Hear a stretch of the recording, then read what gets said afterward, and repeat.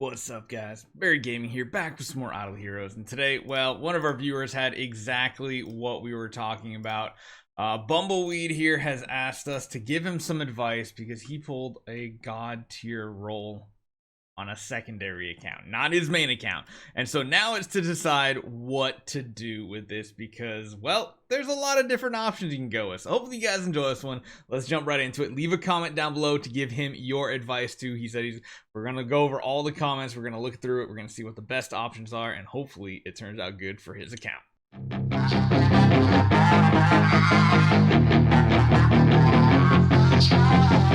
So here we are, we're just on a VIP 4 account. Again, I really hate how the low VIP levels, the numbers like off-centered. It always messes with me.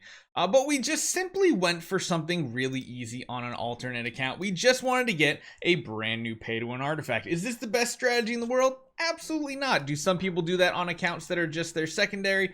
Absolutely. Because you see on this account here, we've got like, we got a B tier Eloise with a golden crown.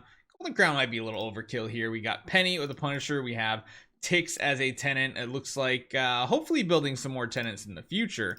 Right now, the Eloise is kind of in like a rough shape. Because there's no tenants built on this. It kind of shows this is a secondary account. However, if we now sort by Awakened tier, we have something at the very top of this list. We managed to pull an S tier hero. And not just like barely an S, like a solid S tier hero on this account. Now the rolls bonus stats, not really the best. Honestly, if I was him, here's a couple things I would do. Number one, this account is kind of in a state where it's like you don't really need it. You're way too early in the game for the Vesa copy to be too much of an issue or bother anyway, because all your power should be on your Eloise. And again, this is just kind of a fun account. It's a VIP 4. It's on server like 1,000 something. It's a newer server. I mean, level 143 kind of gives you a hint. It's been a few months, probably what, 3-4 months maybe on this account. Probably should have more progress overall, which probably means this is just a fun side account that doesn't get played too often. Not even to the first Transcendence Hero, getting close. So yeah, probably around the 4 to 5 month mark playing on this account, it looks like. Well, that kind of hurts to see those guys just sitting there. But yeah, honestly, my first instinct is get this hero copy off of this account. But there's not really an easy way to give it to your main account because, well, how do you do that? There's no way to do it. The only potential way is to try to post it for cheap and buy it immediately when it goes live. But if it's post up, you got to remember that things go into this little thing called items on display for quite a few hours. And I know there's a ton of people out there that watch this like a hawk. Honestly, I don't even know if there's like some big ticket items in here. Woo, that's a pricey Mockman right there. Even A tiers, we take a look at those as well. Like, some of them are cheaper, of course, much cheaper. Other ones still got these guys up here. But yeah, you can kind of see what we're dealing with here. Honestly, my first instinct is just get this off of your account. Sell it for the Starry Gems. You actually still have the Senior Privilege card active right here, which means you can gift Starry Gems in the auction house, which means you can take whatever proceeds you get from selling this hero and transferring it over. The only downside of that is that you're going to get hit with a double whammy because, of course, when you list these and you sell them, I think when you sell, you get hit with what, a 5%? I think it's 5% loss of Starry Gems, and then when you also gift them, I believe you get hit with another 5%, honestly. So you're kind of losing quite a bit of your overall resource. Not quite 10% of the total. It's less than that because it's 5%. Than 5%, but it's still around that percentage here. Is that good though? Well, it really depends on what you want to do, and I think we really need to take a look at the main account to be the best judge. So here we are on the main account. Again, very much a passive VIP 6 account. Level 279, so definitely been playing for a few years on this account, and you got quite a few Transcendence heroes too, one of them being a Vesa copy. Well, honestly, you might not even want a Vesa copy because you have a lot of options on this account. You have Origin 5 on your Mockman. It is something where you could actually invest and try to get a lower tier A- Mockman copy because, well, one thing you're probably focusing on right now is pushing through this, especially to get down to here, because that's when you start getting the higher tier of soul stones. It's going to give you more base attack and percentage attack or crit or any of that stuff that you're worried about. But this is a strong cat. You got 1, 2, 3, 4, 5, 6 Transcendence heroes. You got a full team for pushing in Void campaign.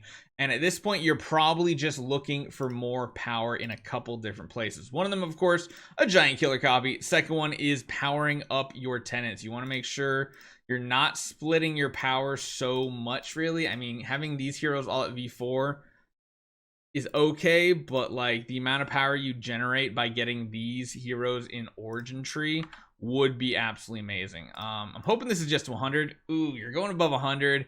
It doesn't feel great doing that. I do want to check the treasure train as well, just to see what stats we're generating here. Not a ton, but it's not like horrible. It's some decent stats getting added in here and there.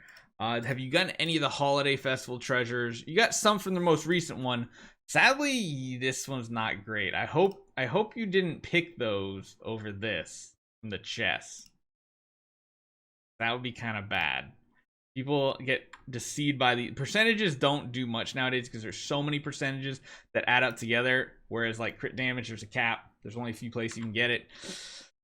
So hopefully it didn't go too wrong, but I do think there's probably one thing to do, and that is to try to sell the copy. So I guess I have to claim it because it's not letting me do anything else. Now, let's take a look at S tier Vesa copies, mainly because we have a Vesa copy. Well, let's see what the competition is. Technically, I would say it's better than these two copies for sure. So right out the gate, it's probably worth more than 60,000.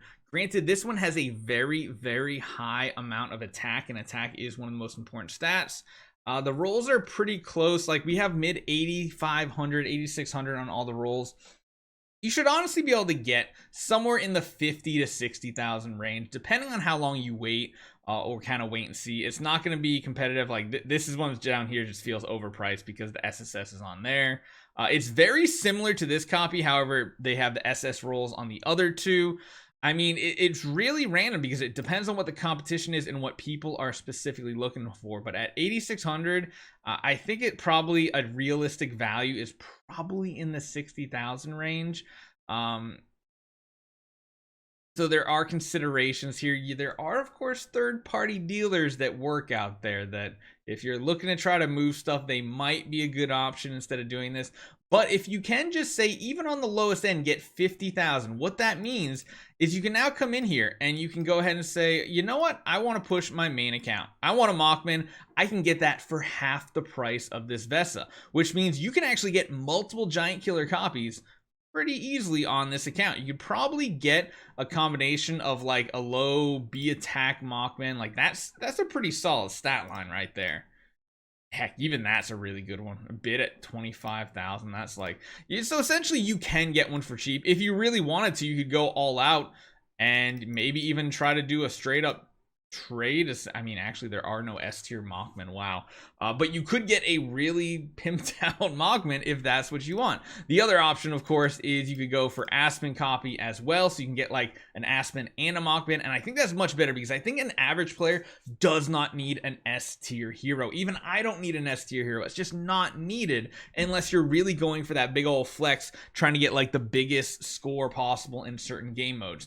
I think this would be the best option, being able to get multiple giant killer copies, and or just, you know, saving the resources for a future build as well. I mean, get a good Mockman copy for 25 to 40,000, and then you can kind of just sit on your Starry Gems and decide what to do. So yeah, that's the conundrum that we're in on this account. But I do think an S tier Vesa is just a complete waste, especially on that other account. Like, it's not going to do much compared to what the Starry Gems could do on your main account. So hopefully this helps clarify some stuff for you guys.